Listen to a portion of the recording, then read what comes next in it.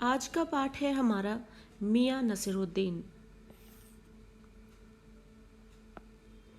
साहबों, उस दिन अपन मटिया महल की तरफ से ना गुजर जाते तो राजनीति, साहित्य और कला के हजारों हजार मसीहों के धूम धड़क्के में नान बाइयों के मसीहा मियाँ नसीरुद्दीन को कैसे तो पहचानते और कैसे उठाते लुत्फ उनके मसीही अंदाज का। यहाँ पर बात हो रही है कि अगर मटिया महल की तरफ से उस दिन ना गुजरा जाता तो राजनीति, साहित्य और कला के जो हजारों हजार मसीहे हैं उनकी धूम धड़क्कों में हम नान बाइयों के जो मसीहा हैं। अब यहाँ पर आपको राजनीति के, साहित्य के और कला के तो बहुत लोग मिल जाएंगे, मसीहा मिल जाएंगे, यानी कि ऐसे पहुँचे हुए लोग मिल जाएंगे। मसीहा से मतलब यहाँ पर पहुँचे हुआ एक प्रसिद्ध व्यक्ति जिसकी पहुंच जो है, जिस तक पहुंच जो है बहुत मुश्किल हो, यानी उसने अपने क्षेत्र में बहुत बड़ा नाम कमा लिया हो। तो अब यहाँ पर ये बोला जा रहा है कि राजनीति, साहित्य और कला के हजारों हजार जो मसीहा हैं उनके धूम धड़क्के में तो नान बाइयों के मसीहा जो हैं मियाँ नसीरुद्दीन को कैसे पहचाना जाता और फिर कैसे उठाते हो लुत्फ उनकी मसीही अंदाज का। अब नान बाइयों के मसीहा कहा जा रहा है किसको? मियाँ नसीरुद्दीन को। क्यों? आगे पता चलता है। हुआ ये कि हम एक दोपहरी जामा मस्जिद के आड़े पड़े मटिया महल के गढ़ैया मोहल्ले की ओर निकल गए। एक निहायत मामूली अंधेरी सी दुकान पर पटापट आटे का ढेर सनते देख ठिठके। आपने कई बार देखा होगा, अब इस तरीके से आप अगर पुरानी दिल्ली चले जाएं तो पराठों की दुकान पर आप देखोगे बहुत सारे, या फिर आपने बहुत बार छोले भटूरों को दुकान पे देखा होगा कि उसके आटों को कैसे पटक पटक के उसको उस टेक्सचर में लाया जाता है जिससे कि आपको अच्छे और बेहतरीन भटूरे मिल सकें। ऐसे ही अब यहाँ पर मियाँ नसीरुद्दीन की बात हो रही है और उसी से चर्चा शुरू हो रही है। क्यों हो रही है ये हमें पाठ जब आगे पढ़ते जाएंगे हमें पता चलता जाएगा। तो एक दोपहरी जामा मस्जिद के आड़े पड़े मटिया महल के गढ़ैया मोहल्ले की ओर निकले तो एक निहायत ही मामूली सी दुकान जो है दिखी। पटापट आटे का ढेर जो है वो सनते देख ठिठक गए। सोचा सेवइयों की तैयारी हो रही होगी, पर पूछने पर मालूम हुआ खानदानी नानबाई मियाँ नसीरुद्दीन की दुकान पर खड़े हैं। मियाँ मशहूर हैं 56 किस्म की रोटियां बनाने के लिए। अब पता चलता है यहाँ पर मियाँ नसीरुद्दीन किस लिए मशहूर है। वो 56 किस्म की रोटियां बनाते हैं और जिसकी वजह से उनका नाम इतना ज़्यादा जाना पहचाना है। और वो खानदानी नानबाई मियाँ नसीरुद्दीन है। खानदानी उनके अंदर ये कला है, ये गुण है, जो ये रोटियां बनाने का काम जो है, इतनी किस्म की रोटियां वो बना सकते हैं। और वो नानबाइयों के मसीहा कहलाते हैं। क्यों मसीहा कहलाते? क्योंकि उनकी पकड़ ज़्यादा बेहतरीन हो चुकी है। किस क्षेत्र में? कई किस्म की रोटियां बनाने के कारण, इस क्षेत्र में काम करने के कारण, तरह तरह से अपने हुनर को पेश करने के कारण इनको मसीहा कहा जाता है। किसका? नानबाई का मसीहा कहा जाता है। हमने जो अंदर झांका तो पाया मियाँ चारपाई पर बैठे बीड़ी का मजा ले रहे हैं। मौसमों की मार से पका चेहरा, आंखों में काइयां भोलापन और पेशानी पर मंजे हुए कारीगर के तेवर। तो ये थी उनकी रूपरेखा। कैसे दिख रहे हैं मियाँ नसीरुद्दीन? उन्होंने जब अंदर झांका तो मियाँ जो है वो चारपाई पे बैठे बीड़ी का मजा ले रहे हैं और मौसम की मार से जो चेहरा है, उस चेहरे पे जो फर्क दिख रहा है वो दिख रहा है कि ये मौसम की मार है। और आंखों में काइयां सा भोलापन दिख रहा है और पेशानी पर मंजे हुए कारीगर के तेवर दिख रहे हैं। हमें ग्राहक समझ मियाँ ने नज़र उठाई, यानी मियाँ ने समझा कि दुकान पर कोई ग्राहक आया है और इस वजह से ग्राहक मतलब ग्राहक, तो ग्राहक समझकर मियाँ ने नज़र उठाई और बोला, फरमाइए।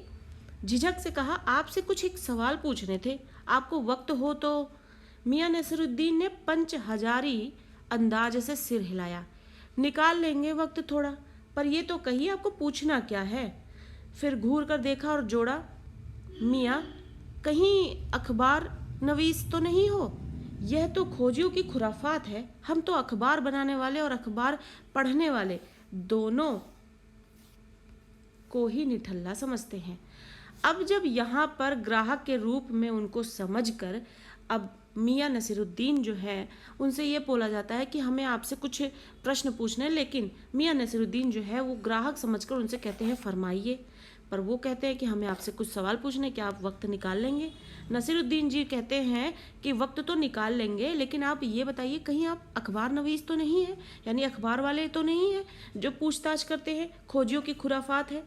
हम तो अखबार बनाने वाले और अखबार पढ़ने वाले दोनों ही लोगों से उनको निठल्ला समझते हैं। मियाँ नसीरुद्दीन की जो सोच है, विचार है अखबार वालों के विषय में, उन्होंने ये बता दिया कि भैया हम अखबार पढ़ने वालों और अखबार में लिखने वालों दोनों को ही निठल्ला समझते हैं, बिना किसी काम का व्यक्ति समझते हैं। हाँ, काम काज ही आदमी को इससे क्या काम है। खैर, आपने यहाँ तक आने की तकलीफ उठाई ही है तो पूछिए क्या पूछना चाहते हैं। पूछना ये था कि किस्म किस्म की रोटी पकाने का इल्म यानी जानकारी आपने कहाँ से हासिल की है। अब उन्होंने अपना प्रश्न उनके सामने पेश कर दिया, नसीरुद्दीन जी के सामने, कि आप इतनी किस्म की रोटियां पकाने का जो जानकारी है, ये गुण आप में कहाँ से आया। मियाँ नसीरुद्दीन ने आंखों के कंचे हम पर फेर दिए। आंखों के कंचे, आपकी आंखों की जो पुतलियां हैं, जब आप किसी को देख रहे हैं तो वो आपकी तरफ किस तरीके से मुड़ जाती हैं, उसी का यहाँ पर खाका खींचा गया है। और यहाँ पर ये बताया जा रहा है किस तरीके से कि मियाँ नसीरुद्दीन ने अपने आंखों के कंचे हम पर फेर दिए। फिर तरेर कर बोले, आंखें निकाल कर बोले कि क्या मतलब, पूछिए साहब, नान भाई इल्म लेने कहीं और जाएगा। अब मियाँ नसीरुद्दीन ने इसका जवाब क्या दिया कि आपका क्या मतलब है, आप ये प्रश्न हमसे क्यों पूछ रहे हैं। एक नान भाई इल्म लेने कहीं और जाएगा। नान भाई यानी हम खानदानी, हमारे यहाँ पर ये गुण है सब में। नान भाई खानदान जो है कहीं और इल्म लेने नहीं जाते हैं, उनके कहने का मतलब। और इस तरीके से मियाँ नसीरुद्दीन ने अपने सवाल से अपने उत्तर को पेश किया। क्या नगीना साज के पास, क्या आईना साज के पास, या क्या मीना साज के पास, या रफूगर रंगरेज या तेली तंबोली से सीखने जाएगा। क्या फरमा दिया साहब, यह तो हमारा खानदानी पेशा ठहरा। हाँ, इल्म की बात पूछिए तो जो भी कुछ भी सीखा है अपने वालिद उस्ताद से ही सीखा है। वालिद यानी पेरेंट्स, और उनको उस्ताद भी बोल रहे हैं। तो मियाँ नसीरुद्दीन से जब ये पूछा गया कि आपने ये इतने किस्म की रोटियां बनाने कहाँ से सीखी, तो वो थोड़ा सा आंखें तरेर के कुछ गुस्से के अंदाज में उन्होंने बोला कि क्या अब ये इल्म लेने के लिए नानबाई भी कहीं और जाएंगे, क्या नगीना साज के पास जाए, या आईना साज के पास, या फिर मीना साज के पास, या रफूगर रंगरेज के पास जाए, या तेली तंबोली से सीखने जाएंगे। क्या फरमा दिया साहब, ये तो हमारा खानदानी पेशा ठहरा। तो यहाँ पर बताते हैं नसीरुद्दीन जी कि ये हमारा खानदानी पेशा है और इसको हमने अपने पेरेंट्स से सीखा है, अपने माता पिता से सीखा है। ये उनके गुण हैं जो हमने पीढ़ी दर पीढ़ी एक दूसरे को दिए हैं, सौंपे हैं। हाँ, इल्म की बात पूछिए तो जो कुछ भी सीखा है हमने अपने वालिद उस्ताद से ही सीखा है। मतलब ये कि हम घर से ना निकले कि कोई पेशा अख्तियार करेंगे, जो बाप दादा का हुनर था वही उनसे पाया, और वालिद मरहूम के उठ जाने पर आ बैठे उन्हीं के ठिये पर यानी उनके काम पर। और वालिद मरहूम यानी कि उनके पेरेंट्स की बात कर रहे हैं। वालिद पेरेंट्स होते हैं, मरहूम यानी कि जब कोई व्यक्ति का निधन हो जाता है तो उनके साथ इस तरीके का शब्द प्रयोग किया जाता है, वालिद मरहूम। तो उन्होंने बोला कि जब हमारे वालिद मरहूम जो है उनके उठ जाने के बाद जो है हमने इस काम को संभालिया और इस ठिये पर हम आ गए। आपके वालिद, तो दोबारा प्रश्न आया उनके सामने, आपके वालिद। मियाँ नसीरुद्दीन की आंखें लम्हा भर को किसी भट्टी में गुम हो गईं। लगा गहरी सोच में है, फिर सिर हिलाया। क्या आंखों के आगे चेहरा जिंदा हो गया? क्या आंखों के आगे चेहरा जिंदा हो गया? हाँ, हमारे वालिद साहब मशहूर थे मियाँ बरकत शाही नानबाई गढ़ैया वाले के नाम से, और उनके वालिद यानी कि हमारे दादा साहिब थे आला नानबाई मियाँ कल्लन। और इस तरीके से जब उनसे ये प्रश्न किया गया आपके वालिद, तो मियाँ नसीरुद्दीन ने किस लम्हे भर के लिए भट्टी की आग में जो है, भट्टी में उनकी आंखें जो है खो सी गई, और जैसे वो कुछ सोचने लगे, और फिर एकदम से वो उनकी बातें आती हैं सामने कि क्या आंखों के आगे चेहरा जिंदा हो गया। हाँ, हमारे वालिद साहब। इसका मतलब कि उनको अपने वालिद साहब की याद आ जाती है जिनसे उन्होंने ये गुण पाया है। और अपने पिता का नाम वो बताते हैं वालिद साहब का कि मियाँ बरकत शाही नानबाई गढ़ैया वाले के नाम से वो मशहूर थे। और उनके वालिद उनके वालिद के वालिद जो यानी कि उनके दादा, उनका नाम था आला नानबाई मियाँ कल्लन। तो इस तरीके से वो अपने पिता और दादा को याद करते हैं। आपको इन दोनों में से किसी की भी कोई नसीहत याद हो? फिर प्रश्न आता है उनके सामने कि क्या आप इन दोनों में से किसी की भी नसीहत को आपने याद रखा है? नसीहत का है कि मियाँ काम करने से आता है, नसीहतों से नहीं। हाँ, अब यहाँ पर जब इनसे प्रश्न किया जाता है नसीरुद्दीन जी से कि क्या आपको अपने पिता या दादाजी की कोई भी नसीहत याद है? आप कह रहे हैं कि आपके पास ये गुण जो है खानदानी गुण है, तो क्या आपके पास उनकी कोई नसीहत याद के तौर पे रह गई है? तो मियाँ नसीरुद्दीन कहते हैं कि नसीहत का है कि मियाँ काम करने से आता है। यहाँ पर दिखता है कि मियाँ नसीरुद्दीन जो है इस बात में बिलीव करते हैं कि काम करने से आप किसी काम में इन्वॉल्व होते हो, आप उस काम को जितना ज़्यादा करते हो, आपकी इन्वॉल्वमेंट होने से और प्रैक्टिस होने से उस काम में आप महारत हासिल करते हो। Practice make man perfect. और मियाँ नसीरुद्दीन जो है इस बात में बिलीव करते हैं, काम करने से आता है, नसीहतों से नहीं आता है। बजा फरमाया, बहुत अच्छा फरमाया मतलब, पर यह तो बताइए कि जब आप यानी कि हमने भट्टी की ओर इशारा किया, इस काम पर लगे तो वालिद साहब ने सीख के तौर पर कुछ तो कहा होगा। फिर से सामने से प्रश्न आता है कि आपने बहुत अच्छा फरमाया कि काम करने से ही आता है, पर एक बार ये तो बताइए कि जब आपने इस भट्टी को संभाला तो क्या आपके वालिद साहब की आपकी कोई सीख आपको याद है? नसीरुद्दीन साहिब ने जल्दी जल्दी 2-3 कश खींचे, क्योंकि आप पहले ही बताया गया है कि किस तरीके से वो बीड़ी पी रहे हैं। 2-3 कश खींचे उन्होंने, फिर गला साफ किया और बड़े अंदाज से बोले, अगर आपको कुछ कहलवाना ही है तो बताए दिए देते हैं। आप जानो, जब बच्चा उस्ताद के यहाँ पढ़ने बैठता है तो उस्ताद कहता है कह अलिफ, बच्चा कहता है अलिफ, कह बे, बच्चा कहता है बे, कह जीम, बच्चा कहता है जीम। और इस बीच उस्ताद जोर का एक हाथ सिर पर धरता है और शागिर्द चुपचाप परवान करता है। अब यहाँ पर क्या समझाने की कोशिश कर रहे हैं लेखक अब यहाँ पर लेखिका जो है उसके माध्यम से एक कन्वर्सेशन के माध्यम से जो पता लगता है कि मियाँ नसीरुद्दीन बहुत ही ज़्यादा स्ट्रॉन्ग बिलीव रखते हैं इसमें कि आदमी जितना काम करता है, मेहनत करता है, उसका जो हुनर है उतना ही बढ़ता जाता है। लेकिन बार बार ये प्रश्न करने पर कि आप कुछ तो बताइए कि आपके उस्ताद द्वारा जो भी आपको सीख दी गई, क्या आपको उसमें से कुछ याद है? मियाँ नसीरुद्दीन जो है उनको थोड़ा सा इस बात से खींच होती है और वो ये बोलते हैं कि अगर आपको कुछ ऐसा ही कहलवाना है तो आप बता दो, पहले ही आपको बता देते हैं, हम उसका उदाहरण दे देते हैं। और इसके लिए उदाहरण वो देते हैं कि जब बच्चा उर्दू पढ़ने जाता है, फारसी पढ़ने जाता है, और जब उसको पढ़ाया जाता है कि अलिफ बोलो तो बच्चा अलिफ बोलता है, और फिर बे कहा जाता है तो वो बे बोलता है, जीम कहा जाता है तो जीम बोलता है। इसका अर्थ ये है कि जितना उस्ताद बताए आप उतना ही सिर्फ बोल कर बैठ जाएंगे तो क्या आप आगे बढ़ पाएंगे, आगे सीख पाएंगे, शिक्षा आपकी पूरी मुकम्मल हो पाएगी? बिल्कुल नहीं। आपको अपनी मेहनत तो डालनी पड़ेगी, अपनी समझ भी डालनी पड़ेगी। अब अगर उस्ताद आपको बोल रहा है अलिफ और सिर्फ अलिफ रह के आप छोड़ दोगे तो क्या आप आगे चीज़ें सीख पाओगे अगर आप इसी पे अटके रह जाओगे तो? और मियाँ नसीरुद्दीन जो अपनी बात को बहुत ही बेहतरीन तरीके से यहाँ पे समझाते हुए नजर आते हैं। इस बीच उस्ताद जोर का एक हाथ सिर पर धरता है और शागिर्द चुपचाप परवान करता है। और आगे नसीरुद्दीन साहब बताते हैं कि अगर इसी तरीके का बिहेव जो है बच्चा करेगा कि उस्ताद जितना बताए उतना ही बच्चा पढ़े और उतना ही बोले, तो उस्ताद जो है जोर से एक हाथ सिर पर धरता है, यानी गुस्से में उसको सजा मिलती है। और सिर पर एक हाथ धरने का मतलब बच्चे को उस्ताद से पिटाई पड़ती है, बच्चा जो है डरता है, फिर उस डर से जो है वो पढ़ना आगे शुरू करता है। समझे साहिब, एक तो पढ़ाई ऐसी और दूसरी बात बीच में छोड़ सामने से गुजरते मीर साहिब को आवाज़ दे डाली, कहो भाई मीर साहिब, सुबह ना आना हुआ, पर क्यों? और इस तरीके से बीच में ही बात को काटते हुए मियाँ नसीरुद्दीन साहब जो है वहाँ से गुजरते हुए मीर साहिब को आवाज़ दे डालते, कहते हैं कहो भाई मीर साहिब, सुबह ना आना हुआ, पर क्यों? हालचाल लेते हुए इस तरीके से वो नजर आते हैं।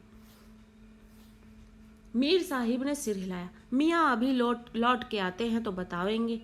आप दूसरी पढ़ाई की बाबत कुछ कह रहे थे ना? इस बार मियाँ नसीरुद्दीन ने यूं सिर हिलाया कि सुकरात हों। और इस तरीके से जब मीर साहिब से बात कर रहे हैं मियाँ नसीरुद्दीन और मीर साहब का जवाब दिया जाता है, बीच में उनसे फिर से प्रश्न कर दिया जाता है कि आप दूसरी पढ़ाई की बाबत कुछ कह रहे थे, है ना? तो इस बार मियाँ नसीरुद्दीन ने ऐसा लुक दिया जैसे कि वो सुकरात हों।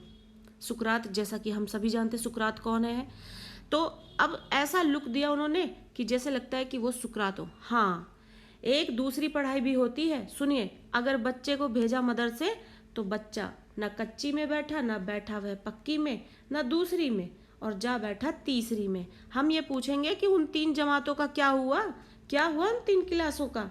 यानी अब नसीरुद्दीन साहब यहाँ पर एक बात फिर समझा रहे हैं। अब एक दूसरी तरीके की पढ़ाई होती है, यहाँ पे बच्चे को 1 क्लास 2 क्लास स्किप करा दी, डायरेक्ट आप उसको 3rd क्लास में ले जा रहे हैं। देन पीछे की पढ़ाई का क्या हुआ। बेस आपका होना बहुत जरूरी है। आप अपनी मर्जी से ऐसे थोड़ी 3rd क्लास में 5th क्लास में एडमिशन करा देंगे। तो आपके पास बेस होने के लिए क्या होगा, नियम से आपको 1st 2nd 3rd 4th 5th पढ़नी पड़ेगी। यही बात का उदाहरण पेश करते हुए मियाँ नसीरुद्दीन अपनी बात को बहुत ही बेहतरीन तरीके से समझाते हुए नज़र आ रहे हैं, और इस तरीके से बताते हैं कि ऐसे ही किसी को सलाह दे दी जाए या एक एडवाइस दे दी जाए या डायरेक्शन दे दी जाए तो व्यक्ति महारत हासिल नहीं करता, वो सिर्फ कठपुतली के जैसे काम करता है, और उस काम में कोई भी आपको कला नहीं दिखती है। और इस तरीके से अब आगे बढ़ते हुए क्या कहते हैं, अपना ख्याल था कि मियाँ नसीरुद्दीन नान भाई अपनी बात का निचोड़ भी निकालेंगे, पर वे हम ही पर दागते रहे। आप ही बताइए उन 2-3 जमातों का क्या हुआ। अब इस तरीके से उनको ऐसा लगता है कि मियाँ नसीरुद्दीन साहब जो हैं वो अपनी बातों से ऐसा उत्तर देने के लिए प्रश्न उठा देते हैं कि वो हम पर ही प्रश्न उल्टा थोप देते हैं। उन्होंने अपनी बातों का उत्तर देते देते हमसे ही प्रश्न कर लिया कि बताइए अब उन 3 क्लासों का क्या हुआ, और इस तरीके से उनको लगता है कि उन पे ही बात थोप दी गई। ये बात मेरी समझ के तो बाहर है। इस बार शाही नानबाई मियाँ कल्लन के पोते अपने बचे खुचे दांतों से खिलखिला के हंस दिए। यानी कि शाही नानबाई मियाँ कल्लन, जो कि उनके दादा का नाम था, जो शुरू में ही बताया, उनके पोते यानी कि नसीरुद्दीन साहब, अब जो है उन्होंने बातों पर हंसना शुरू किया, और पोते जो है अपने बचे कुचे दांतों से खिलखिलाकर हंस दिए। मतलब मेरा क्या साफ ना था, लो साहिबो अभी साफ हुआ जाता है, जरा सी देर को मान लीजिए। अब फिर नसीरुद्दीन साहब कहते हैं कि अभी आपको मेरी बात का लगता है मतलब नहीं समझ में आया, तो थोड़ा रुकिए, अभी मैं समझा देता हूँ। फिर वो जरा सी देर को मान लीजिए, ये कहकर हम बर्तन धोना ना सीखते, हम भट्टी बनाना ना सीखते, भट्टी को आँच देना ना सीखते, तो क्या हम सीधे सीधे नानबाई का हुनर सीख जाते। अब यहाँ पर एक उदाहरण और दे दिया यहाँ पर मियाँ नसीरुद्दीन ने। मान लीजिए उनके वालिद साहब उनको हर किस्म की रोटियां बनाना तो सिखा देते, लेकिन अगर उनको बर्तन धोना भी वही सिखाएंगे, भट्टी बनाना भी वही सिखाएंगे, आँच देना भी वही सिखाएंगे, और अगर सिखा भी दिया तो जब तक वो नहीं सीखेंगे बेहतरीन तरीके से, तो क्या वो इतने बेहतरीन एक आप कह सकते हैं कि मसीहा के रूप में आज न जाने जाते इस तरीके से। तो मियाँ नसीरुद्दीन का कहना है कि हम बर्तन ना धोना सीखते, भट्टी ना बनाना सीखते और भट्टी को आँच देना ना सीखते, तो क्या हम सीधे सीधे नानबाई का हुनर सीख जाते। मियाँ नसीरुद्दीन हमारी ओर कुछ ऐसे देखा उन्होंने कि उन्हें हमसे जवाब पाना हो। अब उन्होंने ऐसा उत्तर दिया कि वो प्रश्न बनकर हमसे ही ऐसा लुक दिया उन्होंने, ऐसा लगता है वो अब हमसे ही एक जवाब चाहते हैं। फिर बड़े ही मज़े अंदाज में उन्होंने कहा, कहने का मतलब साहिब यह है कि तालीम की तालीम भी बड़ी चीज़ होती है, यानी जो शिक्षा होती है उसकी शिक्षा भी बड़ी चीज़ होती है। कहने का मतलब ये है कि सीखने और सिखाने वाले में कंटेंट को मजबूत करने से ज़्यादा उस चीज़ को सिखाने का गुण होना चाहिए, और सीखने वाले में सीखने की तत्परता होनी बहुत ज़रूरी है। बिना इसके तो आप कितना भी आपके पास आप बहुत बड़ी नॉलेज लेके बैठे हो, आप किसी को कुछ सिखा नहीं सकते हो।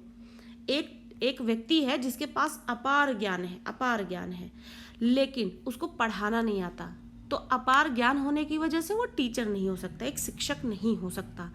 और एक बच्चा जो कि सब कुछ लेके बैठा, हर तरह की किताबें हैं, कॉपियां हैं, सब कुछ, लेकिन उसके अंदर पढ़ने की जिज्ञासा नहीं है, पढ़ने का मन नहीं है, तो क्या आप उसको ज्ञानी बना सकते हैं? बिल्कुल नहीं। ऐसे ही कुछ उदाहरण उन्होंने ये भी पेश किया कि कहने का मतलब साहिब ये होता है कि तालीम की तालीम भी बहुत बड़ी चीज़ होती है। सिर हिलाया, है साहिब, माना। और इस तरीके से पूछने वाले प्रश्नों को पूछने वालों ने ये बात मान ली, कहा हाँ साहिब, है साहिब, ये बात तो मानना पड़ेगा, माना ये बात। मियाँ नसीरुद्दीन जोश में आ गए। फिर मियाँ नसीरुद्दीन जो है वो जोश में आते अपनी बात को आगे बढ़ाते हैं, जो बात उन्होंने अभी तक कही कि तालीम की भी तालीम जो है बहुत बड़ी बात होती है। अब नसीरुद्दीन साहब जो है जोश में आके क्या बोलते हैं, हमने ना लगाया होता खोमचा तो आज क्या यहाँ बैठे होते हम। यानी कि अगर उनको ये काम करना ही नहीं होता तो जब तक उनके अंदर ये जिज्ञासा नहीं थी, उनको चाहे पैसा कमाना है या फिर ये कला सीखने का शौक होता, किसी भी कारण से वो अगर इस खोमचे को चला रहे हैं तो अपनी लगन की वजह से चला रहे हैं। मियाँ नसरुद्दीन ने ये बात बोली, कहे कि अगर हमने ना लगाया होता ये खोमचा तो आज क्या यहाँ बैठे होते हम। मियाँ को खोमचे वाले दिनों में भटकते देख हमने बात का रुख मोड़ा। अब सामने वाले व्यक्ति ने उनसे ये बात कही कि जब उन्होंने खोमचे की बात सुनी तो उन्होंने खोमचे से संबंधित बातें उठा दी। आपने खानदानी नान भाई होने का जिक्र किया था, क्या यहाँ और भी नान भाई हैं? मियाँ ने घूरा, बहुतेरे, पर खानदानी नहीं। सुनिए, दिमाग में चक्कर काट गई है एक बात। हमारे बुजुर्गों से बादशाह सलामत ने यूं कहा, मियाँ नान भाई कोई नई चीज़ खिला सकते हो? अब यहाँ पर जब ये प्रश्न किया गया कि आप खोमचा की बात कर रहे हैं तो क्या आपने तो कहा था कि आप खानदानी नान भाई होने का जिक्र कर रहे थे, क्या यहाँ पे और भी नान भाई हैं? तो मियाँ ने ये बात कंफर्म की, साफ की कि खानदानी होने में और सिर्फ नानबाई होने में बहुत फ़र्क है। यहाँ पर नानबाई तो बहुतेरे हैं, बहुत सारे हैं, पर खानदानी नहीं है। और उनका जो खानदानी यहाँ ये नानबाई होने के पीछे का एक लॉजिक है, कारण है और एक किस्सा है, वो भी वो बताते हैं। कहते हैं दिमाग में चक्कर काट गई है एक बात। हमारे बुजुर्गों से बादशाह, हमारे बुजुर्गों से, यहाँ पे उन्होंने अपने वालिद साहब का नाम लिया और वालिद साहब के वालिद साहब का भी नाम लिया। तो उसके बाद जो उनके बुजुर्गों ने जो बादशाह सलामत से ने उनसे ये कहा, यानी बादशाह सलामत जो हैं उन्होंने उनके बुजुर्गों, किनके, नसीरुद्दीन साहब के बुजुर्गों से एक बात कही कि मियाँ नानबाई कोई नई चीज़ खिला सकते हो, हुक्म कीजिए जहाँपना। और उनके बुजुर्गों ने, नसीरुद्दीन साहब के बुजुर्गों ने कहा, हुक्म कीजिए जहाँपना। बादशाह सलामत ने फरमाया, कोई ऐसी चीज़ बनाओ जो ना आग से पके और ना पानी से बने। क्या उनसे बनी ऐसी चीज़? क्या उनसे बनी ऐसी चीज़? फिर इस तरीके से प्रश्न फिर से सामने आया जब मियाँ नसीरुद्दीन साहब जो है अपने बुजुर्गों की किस्से कहानियाँ सुनाते हैं कि बादशाह ने जब उनसे ये बोला कि कुछ ऐसा बना के खिलाओ जो आग से ना पके और ना ही पानी से बने। फिर क्या हुआ आगे, उसके लिए प्रश्न पूछा जाता है कि क्या उनसे बनी ऐसी कोई चीज़? क्यों ना बनती साहब, बनी, और बादशाह सलामत ने खूब खाई और खूब सराही भी। सराही मतलब बड़ाई की। और इस तरीके से नसीरुद्दीन साहब बताते कि उनके बुजुर्गों ने बादशाह की बात मानी और कुछ ऐसा बना के खिलाया कि बादशाह सलामत ने खूब खाया और खूब उसको सराहा भी। लगा हमारा आना कुछ रंग लाया चाहता है, बेसब्री से पूछा। अब सामने वालों ने उनसे ये कहा कि प्रश्न पूछने वालों ने उनसे कहा, लगता है कि आज कुछ नया और रोचक सुनने को मिलेगा और हमारा आना जो है यहाँ पर बहुत ही फलदायक हो जाएगा। फिर बेसब्री से उन्होंने पूछा, वह पकवान क्या था और कोई खासी चीज़ होगी? मियाँ कुछ देर सोच में खोए रहे। सोचा पकवान पर रोशनी डालने को है कि नसीरुद्दीन साहिब बड़ी रुखाई से बोले, ये हम ना बतावेंगे, बस आप इतना समझ लीजिए कि एक कहावत है ना कि खानदानी नानबाई कुएं में भी रोटी पका सकता है। कहावत जब भी गढ़ी गई हो हमारे बुजुर्गों के कर्तव्य पर ही पूरी उतरती है। अब यह मियाँ नसीरुद्दीन साहब ने अपने बुजुर्गों की बड़ाई करते हुए बताया कि हम उस पकवान के बारे में तो नहीं बताएंगे, पर आप एक बात समझ लीजिए, एक कहावत है कि खानदानी नानभाई जो होते हैं ना, वो कुएं में भी रोटी पका सकते हैं। कहावत जब भी गढ़ी गई हो हमारे बुजुर्गों की वजह से ही गढ़ी गई होगी, क्योंकि हमारे बुजुर्ग ही जो है इतने हुनर वाले थे। ये बात मियाँ नसीरुद्दीन साहब ने कही। मज़ा लेने के लिए फिर टोका गया उन्हें, कहावत ये सच्ची भी है कि, और इस तरीके से यहाँ पर मियाँ नसीरुद्दीन से मज़ा लेने के लिए उनको टोका गया और उनसे ये कहा गया कि ये कहावत सच्ची भी है कि ऐसे ही बस बोल रहे हो। मियाँ ने तरेरा, मियाँ को गुस्सा आ रहा है कुछ, और वो बोलते हैं, और क्या झूठी है? आप ही बताइए, रोटी पकाने में झूठ का क्या काम? झूठ से रोटी पकेगी? क्या पकती देखी है कभी? रोटी जनाब पकती है आँच से, समझे? सिर हिलाना पड़ा। फिर ठीक फरमाते हैं, यानी ठीक कह रहे हो आप। इस बीच मियाँ ने किसी और को पुकार लिया, और ये सब बातें चली रही थी कि मियाँ नसीरुद्दीन ने बीच में किसी को पुकार लिया। मियाँ रहमत, इस वक्त किधर को? अरे वह लौंडिया ना आई रुमाली लेने, शाम को मंगवा लीजो। मियाँ एक बात और आपको बताने की जहमत उठानी पड़ेगी। अब फिर से प्रश्न सामने से किया जाता है। इस बीच मियाँ नसीरुद्दीन जो है अपने काम जो है उनको कॉन्टिन्यूटी में रखते हुए सारी बातें जो है इधर उधर देख भी रहे हैं, पूछ भी रहे हैं, और इस तरीके से सारे काम पर अपनी नज़र रखते हुए और आगे बढ़ रहे हैं और बातें भी कर रहे हैं। फिर सामने से एक प्रश्न आता है कि मियाँ एक बात, फिर से आपको एक बात बताने की जहमत उठानी पड़ेगी। मियाँ ने एक और बीड़ी सुलगा ली थी, सो कुछ फुर्ती पा गए थे। पूछिए। अरे बात ही तो पूछिएगा, जान तो ना ले लेंगे, उसमें भी अब क्या देर, 70 के हो चुके। फिर जैसे अपने से ही कहते हों वालिद मरहूम तो कूच किए 80 पर, क्या मालूम हमें इतनी मोहलत मिले ना मिले। तो यहाँ पर अब मियाँ जो है वो अपनी एक और बीड़ी सुलगा लेते हैं, और ये कि कहने पर कि एक प्रश्न का उत्तर और दे दीजिए, इसकी जहमत उठा ले लीजिए। तो इस पर मियाँ नसरुद्दीन कहते हैं कि जान तो नहीं ले लोगे, प्रश्न ही तो पूछोगे, तो अब इसमें देरी क्या है, पूछ लो, 70 के हो चुके हैं हम तो।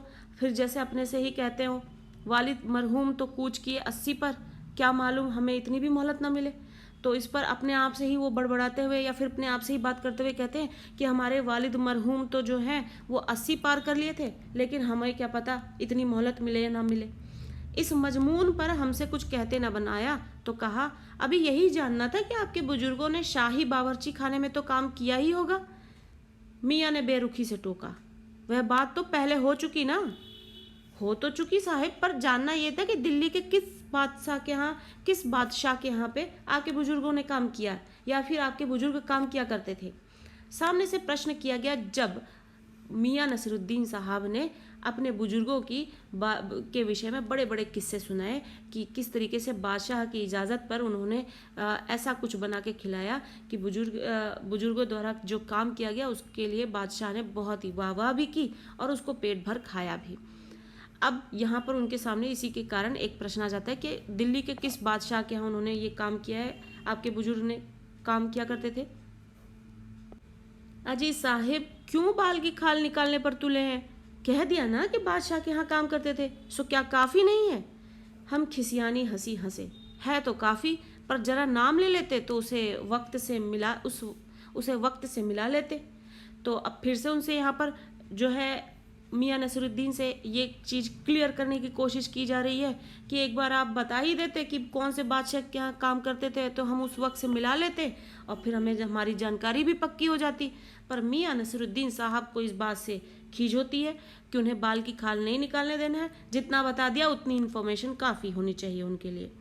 वक्त से मिला लेते खूब, पर किसे मिलाते जनाब आप वक्त से? मियाँ हंसे जैसे हमारी खुल्ली उड़ाते हों। वक्त से वक्त को किसी ने मिलाया है आज तक?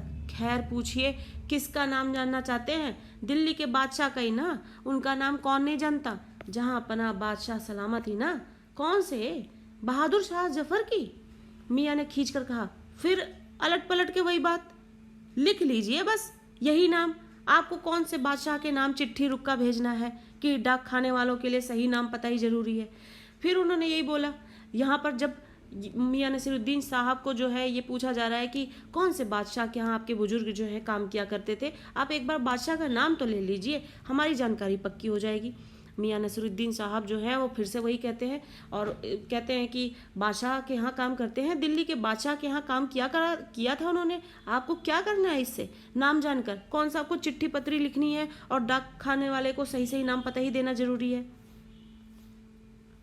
हमें बिटर बिटर अपनी तरफ देखते पाया तो सिर हिला अपने कारीगर से बोले, अरे ओ बब्बन मियाँ, भट्टी सुलगा दो तो काम से निपटें। और इस तरीके से बार बार उनके सामने इस तरीके के प्रश्न आने पर फिर मियाँ नसीरुद्दीन साहब अपने आप को इधर उधर के कामों में उलझाने की कोशिश करते हैं। कहते हैं, ओ बब्बन मियाँ, भट्टी सुलगा दो तो अपने काम से हम निपटें, यानी उनका जो डेली रूटीन का काम है उस काम को कर लिया जाए। यह बब्बन मियाँ कौन है साहिब? मियाँ ने रुखाई से जैसे फाँक ही काट दी हो। अपने कारीगर, और कौन होंगे? मन में आया पूछ लें, आपके बेटे बेटियां हैं। पर मियाँ नसीरुद्दीन के चेहरे पर किसी दबे हुए अंधड़ के आसार देख यह मजमून ना छेड़ने का फैसला किया। यानी कि मियाँ नसीरुद्दीन साहब के जो चेहरे पर जो ये भाव देखने को मिल रहे थे, उस भाव को देखकर उन्होंने यही समझा कि आगे ये प्रश्न ना पूछा जाए, नहीं तो वो भड़क भी सकते हैं। तो इसलिए उन्होंने आगे इस बात को नहीं पूछा। ये कारीगर लोग आपकी शागिर्दी करते हैं? फिर से उनके सामने एक प्रश्न आया कि ये जो कारीगर लोग बैठे हैं ये आपकी शागिर्दी में, यानी आपसे सीखने आए हैं चीज़ें, ये काम आपसे सीखने आए हैं? खाली शागिर्दी नहीं साहिब, गिन के मजूरी भी देता हूँ और फिर यहाँ पर उन्होंने अपने बारे में बड़ाइयाँ शुरू की कि ये सिर्फ शागिर्दी के लिए नहीं रखा है मैंने, ये जो काम करवाता हूँ मैं इनसे, इनको इनकी मजदूरी भी देता हूँ। 2 रुपए मन आटे की मजूरी देता हूँ और 4 रुपए मन मैदे की मजूरी देता हूँ। हाँ, ज़्यादातर भट्टी पर कौन सी रोटियां पका करती हैं? अब फिर से प्रश्न आता है कि ज़्यादातर भट्टी पर कौन सी रोटियां आप पकाया करते हैं? मियाँ को अब तक इस मजमून में कोई दिलचस्पी बाकी नहीं रह गई थी, फिर भी हमसे छुटकारा पाने को उन्होंने बोल ही दिया। अब इतने सारे प्रश्न करने के बाद और इतनी बातें करने के बाद जो है मियाँ नसीरुद्दीन को इनकी बातों में कोई दिलचस्पी नहीं रह जाती है। फिर भी उनसे छुटकारा पाने के लिए वो उस बात का उत्तर दे देते हैं। वो कहते हैं कि यहाँ पर उन्होंने जब प्रश्न पूछा कि ज़्यादातर भट्टी पर कौन सी रोटियां पका करती हैं, तो कई किस्म की रोटियां बनाते हैं वो, तो कौन सी किस्म की रोटी ज़्यादा पका करती है, ये प्रश्न उनके सामने आया। तो उन्होंने अपने उत्तर को देते हुए कहा, बाकर खानी, शीरमाल, ताफतान, बेसनी, खमीरी, रुमाली, गाव, दीदा, गाजेबान, तुनकी। फिर तेवर चढ़ा हमें घूर कर कहा, तुनकी पापड़ से ज़्यादा महीन होती है। महीन, हाँ, किसी दिन खिलाएंगे आपको। और फिर उन्होंने अपनी रोटी की एक तरीके का, एक प्रकार का यहाँ पर जिक्र किया, कहा तुनकी पापड़ से ज़्यादा महीन होती है। महीन, महीन यानी बहुत ही बारीक, बहुत ही पतली, किसी दिन आपको खिलाएंगे। एकाएक मियाँ की आंखों के आगे कुछ कौंध गया, एक लंबी सांस भरी और किसी गुमशुदा याद को ताज़ा करने को कहा, उतर गए वे जमाने और गए वे कदरदान जो पकाने खाने की कदर करना जानते थे। मियाँ अब क्या रखा है, निकाली तंदूर से, निगली और हजम। और इस तरीके से आखिर में मियाँ नसीरुद्दीन साहब, जो कि अभी तक अपने काम की कला की इतनी बड़ाइयाँ कर रहे थे, अपने काम को इतनी इज्जत दे रहे थे और ख़ानदानी नानबाई अपने आप को बता रहे थे, साथ ही अपने बुजुर्गों की इतनी बड़ाई कर रहे थे, अपने काम को वो इज्जत देते थे, कला मानते थे उसको और इस तरीके से उसकी बहुत बड़ाई की। लेकिन आखिर में जो आज के ज़माने में उसकी जो इज्जत रह गई है या उसकी जो पूछ रह गई है, उसके बारे में वो बयां करते हुए बोलते कि मियाँ उतर गए वो ज़माने, यानी वो ज़माने अब बीत गए। कहाँ वो कदर नहीं होती है पकाने और खाने वालों की, ना लोग कदर करते हैं। मियाँ अब क्या रखा है, निकाली तंदूर से, यानी वो तंदूर में पकी रोटी निगल लिए और हजम हो गई, बस इतनी सी कहानी है, कोई अप्रिसिएशन नहीं है। और इस तरीके से मियाँ नसीरुद्दीन साहब जो हैं अपने काम के प्रति अपने काम को जो इतनी इज्जत दे रहे हैं और काम के प्रति उन्होंने जो उनकी सोच है कि व्यक्ति जब काम करता है तो ही महारत हासिल होती है। शिक्षा लेने के लिए जो तालीम भी होती है, वो भी एक बहुत बड़ी चीज़ होती है। और इस तरीके से मियाँ नसीरुद्दीन साहब जो बहुत बड़ी बातें बता देते हैं अपनी बातों से। आई होप कि आपको पार्ट यहाँ पे बहुत ही अच्छी तरीके से समझ में आया होगा। बहुत ही इंटरेस्टिंग चैप्टर है, कुछ भी टफ नहीं है इसमें। चैप्टर को बहुत ही प्यार से, ध्यान से यहाँ पर हमारे साथ पढ़ें और आपको ये चैप्टर जो है बहुत ही बेहतरीन तरीके से समझ में आएगा। और इसी तरीके से अगर वीडियो अच्छी लग रही है, चैप्टर आपको समझ में आ गया है, तो वीडियो को लाइक करना ना भूलें। ज़्यादा से ज़्यादा इसे लाइक करें, ज़्यादा से ज़्यादा इसे शेयर करें, लाइक करके इसे शेयर करते रहें, जिससे कि और भी इसका फ़ायदा उठा सके और भी बच्चे जो है इस चैप्टर को समझ सके। चैनल के साथ यूं ही बने रहे, जिससे कि आपको टाइमली अपडेट्स मिलती रहे कि आपको कौन से चैप्टर की लाइन टू लाइन एक्सप्लेनेशन मिल रही है, आज प्रोवाइड हो रही है, या फिर समरी प्रोवाइड हो रही है, या फिर उसके बाद क्वेश्चन आंसर भी प्रोवाइड किए जाते हैं। और इसी